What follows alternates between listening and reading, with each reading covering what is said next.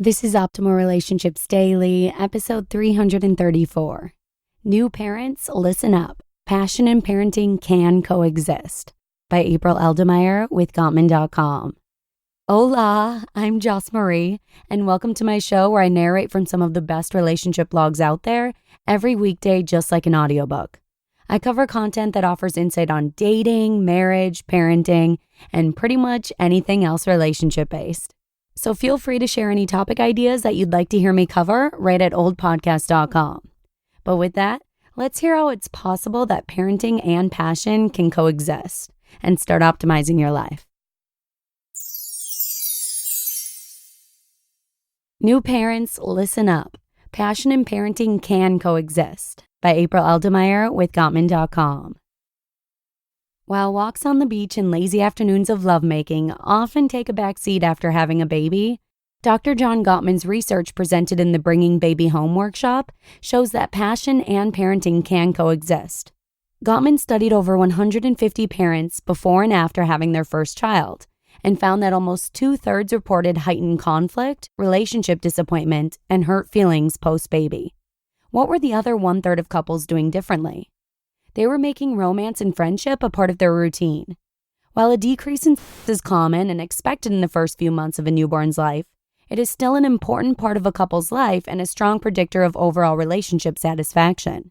Thus, prioritizing sex and intimacy is essential for new parents going through the transition to parenthood. Understanding the initial adjustment to parenthood. Life is an emotional roller coaster the first few months after having a baby.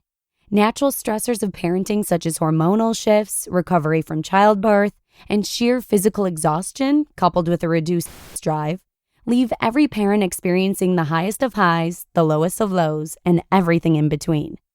It's no surprise that both men and women find themselves less interested in sex and romance during this time. For new moms, breastfeeding and bonding with their baby become the priority, and women can struggle to find equal time for both spouse and baby. Dads, learning the ropes of parenthood as well, feel increased pressure to provide for and protect the family, whether financial or otherwise. These new roles can be tricky for spouses to navigate. While juggling the maze of new parenthood together, romance, passion, and intimacy can quickly take a backseat to exhaustion, short-fused statements, and unstimulating errand talk.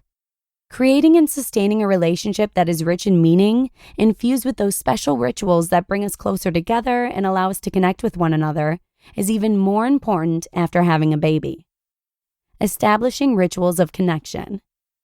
The Bringing Baby Home research found that the quality of a couple's sex life is a direct result of how emotionally connected they are to each other. Keeping the emotional connection strong not only helps to buffer the stressors of new parenthood, but also allows for greater passion and intimacy. To keep the emotional connection strong, be intentional. Consider developing a morning routine of feeding, playing, and taking care of the baby together. Spend 10 minutes a day unwinding and building love maps, and make weekends extra special by planning a unique family outing. When you create intentional rituals of connection, you're deepening your friendship in small, everyday, tangible ways, while also increasing your sexual intimacy. Preserving intimacy and romance. Most couples think that fancy dinners, weekend getaways, and sexy lingerie make for a more romantic relationship. But research shows that these are not the key to increasing intimacy. New parents should feel more at ease knowing that they don't have to think big. The small, everyday interactions like holding hands, a long hug, and cuddling at the end of the day are tender moments that keep partners physically connected.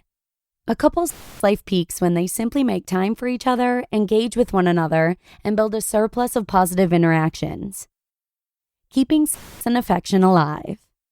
Initially, some moms may feel overtouched from nursing and holding their baby, so they won't feel particularly touchy-feely with their spouse. But affection doesn't have to be only physical. Couples can still stay close and intimate through verbal and non-physical tenderness. Talking about what feels good, expressing appreciation, and keeping daily rituals of connection in place can be a welcome source of comfort. Taking a soothing bubble bath together, giving a light shoulder massage at the end of a long day, and talking about sex are great ways to still feel close and intimate. Sexual desire can return after kids. Once new parents realize how important it is for the overall quality of their relationship, they can begin to discuss how to reignite the flames. Therapist Lonnie Barbach suggests using numbers to gauge the desire for sex. For example, one partner may be a 7 or 8, very interested, and the other may be a 2, low interest. The number 2 may not be a personal rejection, but perhaps more of a no for now. The partner who is a 7 or 8 can decide if they want to initiate further in the hopes of getting their partner interested. With the right moves, the number 2 partner may quickly move up the scale of arousal. Many couples report that scheduling time to make love keeps them committed to following through and is something they look forward to experiencing. The idea of scheduling sex may seem silly, but the truth is that sex is rarely ever truly spontaneous. Newly dating couples still plan for lovemaking by choosing a special outfit, buying new cologne, or picking a steamy playlist in anticipation of the night ahead. Planning regular date nights away from your baby can also help replenish and fortify your relationship.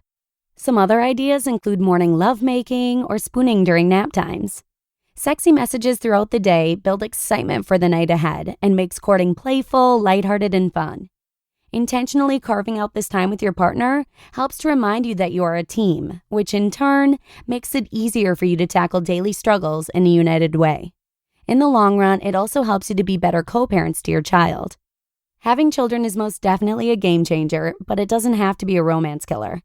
With just a little bit of effort, new parents can preserve intimacy in the midst of early morning wake-ups, around-the-clock feedings, and at times, overwhelming set of new responsibilities.